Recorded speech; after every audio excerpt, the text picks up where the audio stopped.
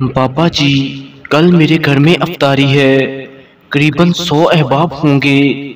मुझे समोसे और पकोड़े चाहिए। कितने पैसे दे जाऊं? मैंने पूछा। बाबा जी ने मेरी तरफ देखा और सवालिया नजरों से मुस्कुराए। कितने पैसे दे सकते हो?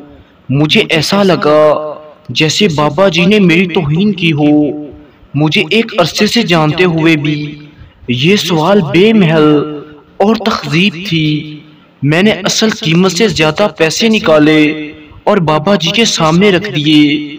बाबा जी ने पैसे उठाए और मुझे देते हुए बोले, वो सामने सड़क के उस पार उस औरत को दे दो। कल आकर अपने पकौड़े समोसे ले जाना। मेरी परेशानी तुमने खत्म कर दी। अफ्तारी का वक़्त करीब था और मेरे पास पैसे जमा नहीं हो रहे थे। अब बेचारी चंद दिन सहरो अफ्तारी की टेंशन से आज़ाद हो जाएगी। मेरे जिस्म में एक ठंडी सी लहर दौड़ गई। वो कौन है आपकी? मेरे मुंह से बेअख्तियार सवाल निकला। बाबा जी तप गए।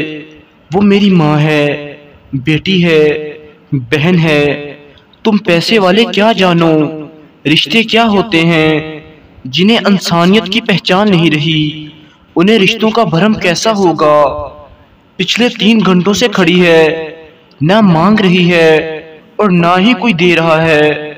तुम लोग भूखा रहने को रोजा समझते हो और पेट भरे रिश्तेदारों को अफ्तारी करा के समझते हो सवाब कमा लिया।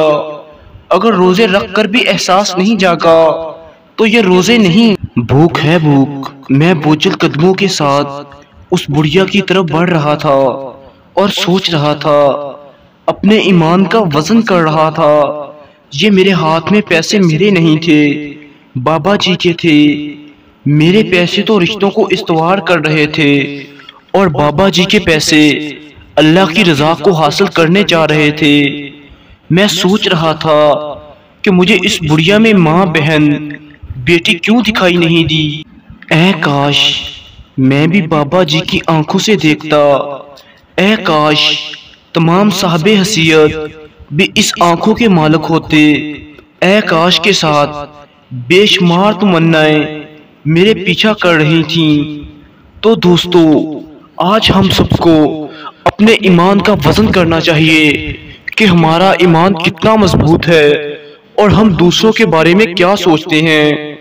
तो दोस्तों, इस वीडियो से हमें क्या सबक मिला?